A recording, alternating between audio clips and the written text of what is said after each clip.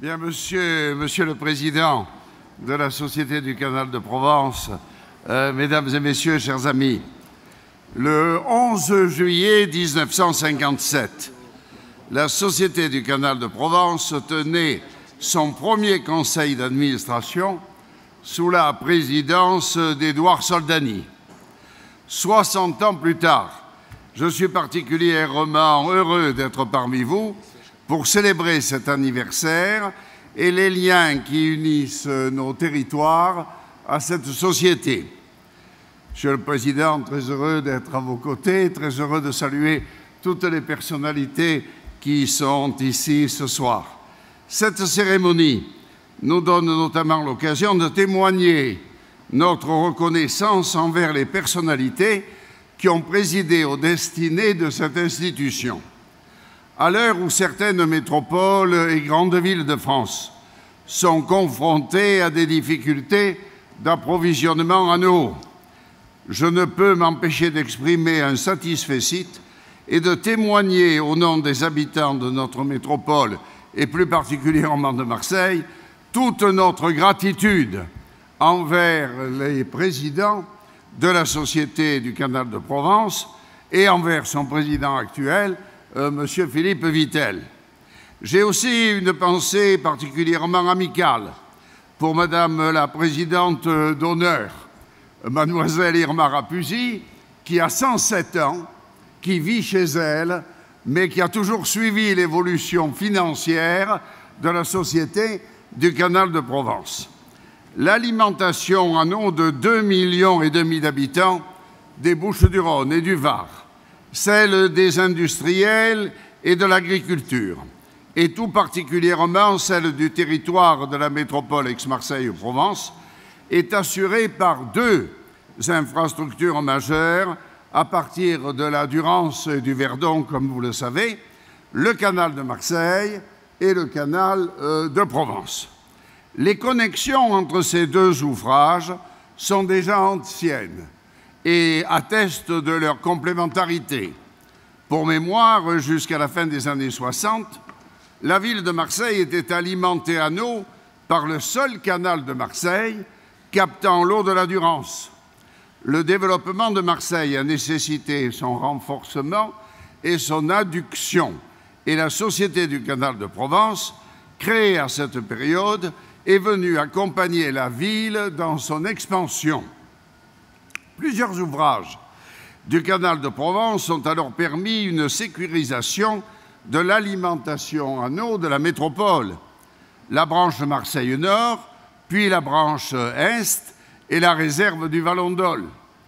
Le canal de Provence, alimenté par les eaux du Verdon, constitue de ce fait le principal secours en eau brute de Marseille en alimentant l'usine de potabilisation du Vallon-d'Ol. Le canal de Marseille, quant à lui, assure l'alimentation en eau des usagers industriels et ruraux des zones nord et sud de l'étang de Berre. Je rappelle à cette occasion que cette mise à disposition réciproque de l'eau par l'une et l'autre partie est prévue depuis la Convention de 1971 et ses 4 avenants successifs et qu'elle donne lieu à aucun paiement. C'est un point que je tiens à souligner tout particulièrement. Mais les liens entre la métropole marseillaise et la Société du Canal de Provence sont aussi d'avenir. Nos actions et nos ouvrages se juxtaposent à présent sur un même territoire et nous devons construire ensemble l'avenir de la métropole Aix-Marseille-Provence. La métropole Aix-Marseille-Provence réunit 92 communes et 1,8 million d'habitants. Plus de 170 millions de mètres cubes d'eau lui sont nécessaires chaque année. Les ressources en eau de la métropole proviennent majoritairement des eaux de surface issues du canal de Marseille et du canal de Provence. Je rappelle aussi que depuis le 1er janvier 2016, la métropole Aix-Marseille-Provence s'est substituée de par la loi à l'ancienne communauté urbaine Marseille-Provence. Elle exerce donc sur ce territoire la compétence de l'eau et de l'assainissement. Très prochainement, le périmètre de cette compétence va être élargi à l'ensemble du territoire métropolitain. En effet, à compter du 1er janvier 2018, notre métropole prendra toute sa place dans un domaine auquel les maires sont très attachés. Nous le ferons avec tout le discernement, bien entendu, qui s'impose, tant dans les méthodes de gestion que dans les méthodes d'évaluation des charges transférées, et je tiens à les rassurer pour les maires. Avec la Société du Canal de Provence, nous devons approfondir la poursuite d'objectifs communs et faire face aux enjeux des prochaines années. Le contexte environnemental mondial crée des tensions sur les ressources disponibles. Le développement démographique et économique mobilise aussi ses capacités supplémentaires. Alors il s'agit à présent de mener une gestion coordonnée de nos ressources et d'avoir une intelligence commune de l'économie de la ressource. Cela est devenu plus que jamais une nécessité, car l'attractivité de notre métropole tient aussi à la qualité de son cadre de vie, à la qualité de ses approvisionnements en ressources essentielles, à l'activité et au développement. Nous sommes aussi engagés dans une stratégie de préservation de l'environnement articulée avec les politiques d'aménagement du territoire. Nous devons aussi tout mettre en œuvre pour assurer la protection de nos ressources naturelles. La préservation de notre cadre de vie est à ce prix.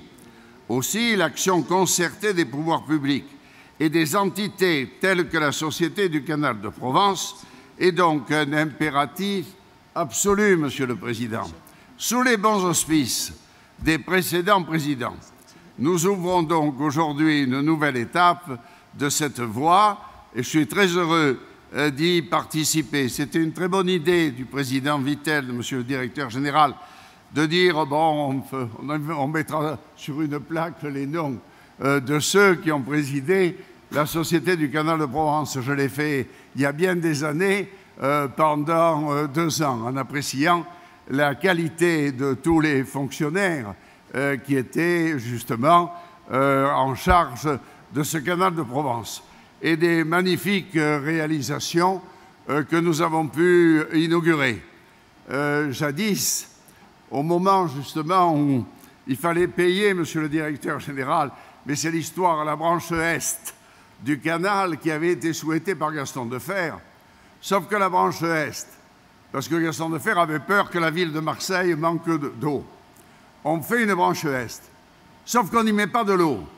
Comme il n'y a pas de l'eau, elle se détériore.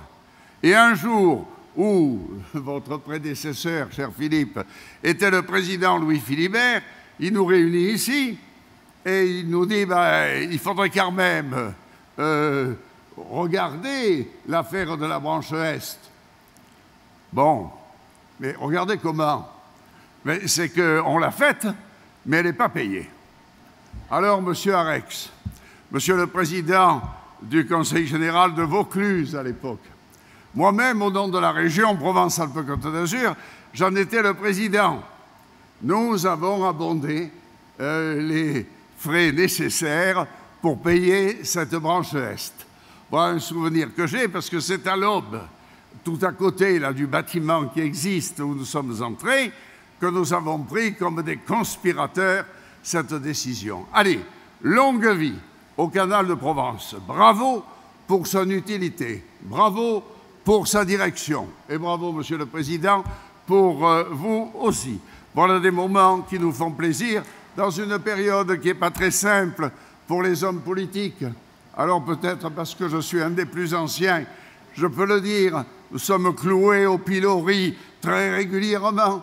Je me demande quelle loi il va falloir encore voter, que nous ne l'ayons déjà pas fait. Cependant, ils sont au moins aussi utiles, les hommes politiques, que les hauts fonctionnaires qui dirigent le canal de Provence. Allez, merci de m'avoir écouté.